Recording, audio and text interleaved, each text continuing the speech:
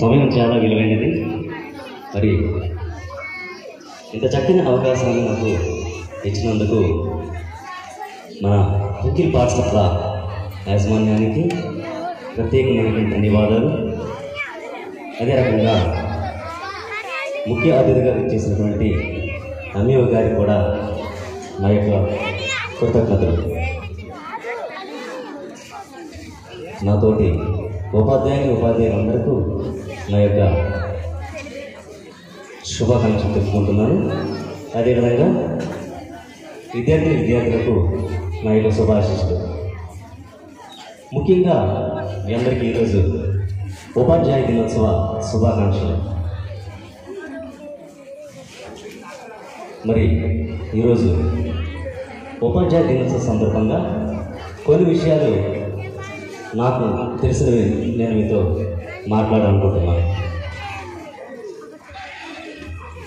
గురు బ్రహ్మ గురు విష్ణు గురుదేవో మహేశ్వర గురు సాక్షాత్ పరబ్రహ్మ తస్మై శ్రీ గురువే నమః.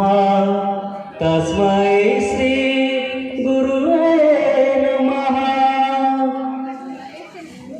ఈ సృష్టికి మూలకర్తలైనటువంటి బ్రహ్మ విష్ణు మహేశ్వరులతో సమానంగా పోల్చదగినటువంటి ఏకైక వ్యక్తి ఒక ఉపాధ్యాయుడు మాత్రమే. ఉపాధ్యాయ వృత్తి అనేది ఉత్తమమైనది, ఘనమైనది, పవిత్రమైనది. ఒక డాక్టరు వైద్యం చేయగలరు, ఒక లాయర్ న్యాయాన్ని గెలవగలరు, ఒక ఇంజనీర్ భవనాలు నిర్మించగలడు. కానీ ఉపాధ్యాయులు లేకపోతే వాళ్ళెవరూ లేరు. ఉపాధ్యాయులు లేకపోతే వాళ్ళెవరూ లేరు. అంత ఉన్నతమైనది ఉపాధ్యాయ వృత్తి అన్నమాట. మరి అలాంటి ఉన్నతమైనటువంటి వ్యక్తిత్వం కలిగినటువంటి వ్యక్తి డాక్టర్ సర్వేపల్లి రాధాకృష్ణ గారు. డాక్టర్ సర్వేపల్లి రాధాకృష్ణ గారు జన్మదిన రోజున మనం ఉపాధ్యాయ దినోత్సవాన్ని మనం జరుపుకుంటూ ఉంటాం. మరి దేశంలో చాలామంది ప్రముఖులు ఉన్నారు కదా, చాలామంది వ్యక్తులు ఉన్నారు కదా, మరి వారి పేరునే మనం ఎందుకు పుట్టినరోజు చేసుకోము అనే ఒక సందేహం మీకు రావచ్చు. అయితే డాక్టర్ సర్వేపల్లి రాధాకృష్ణ గారు ఒక సామాన్య కుటుంబంలో జన్మించి తమ ఉపాధ్యాయుల దగ్గర చురుకుగా, తెలివిగా, చక్కగా వ్యవహరిస్తూ ఉపాధ్యాయులు చెప్పింది విని, శ్రద్ధగా విని, సక్రమంగా నడుచుకొని పై చదువులు చదివి ఆయన ఉపాధ్యాయ వృత్తి చేశారు. ఒక మాస్టర్ ఉద్యోగం అనేది చేయడం జరిగింది. తర్వాత అలా అంచెలంచెలా ఎదుగుతూ దేశానికి ఏదో ఒక సేవ చేయాలి అనే ఆలోచనతో ఉపరాష్ట్రపతిగా, రాష్ట్రపతిగా మన దేశానికి సేవలు అందించడం అనేది జరిగింది.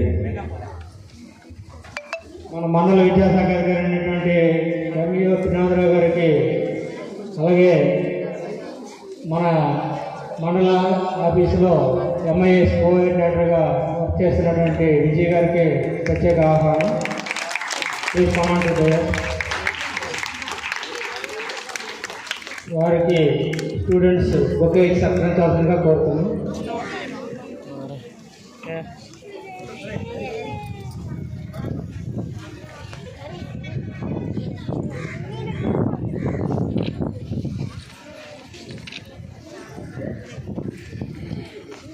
Thank you ma'am.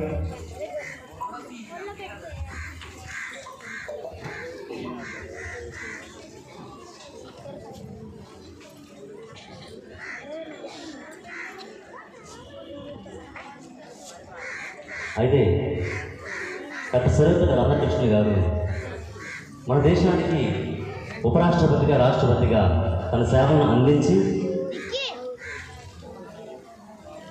ఒక మంచి పేరు తెచ్చుకోవడం జరిగింది. కాబట్టి అందుకు గాను ఆయన జన్మదిన రోజున మనం ఉపాధ్యాయ దినోత్సవం అనేది జరుపుకుంటూ ఉంటాం. అయితే ఒకసారి సర్వేపల్లి రాధాకృష్ణ గారు ఇంకో దగ్గరికి ప్రయాణం కొనసాగించడం జరిగింది. అయితే ఆయన యొక్క శిష్యులు, ఆయన ఉపాధ్యాయుడిగా పనిచేసినప్పుడు ఆయన యొక్క శిష్యులు ఆయన మీద ఉన్నటువంటి గౌరవంతో రైల్వే స్టేషన్ వరకు కూడా ఒక గుర్రపు బండి మీద ఆయన్ని కూర్చోబెట్టి గుర్రంలా ఆ శిష్యులు ఏం చేశారంటే ఆ బండిని లాక్కుంటూ, ఆయన ఆ బండిలో పెట్టి లాక్కుంటూ స్టేషన్ వరకు కూడా సాగనింపారు. అది వాళ్ళకున్నటువంటి గురువు మీద భక్తి.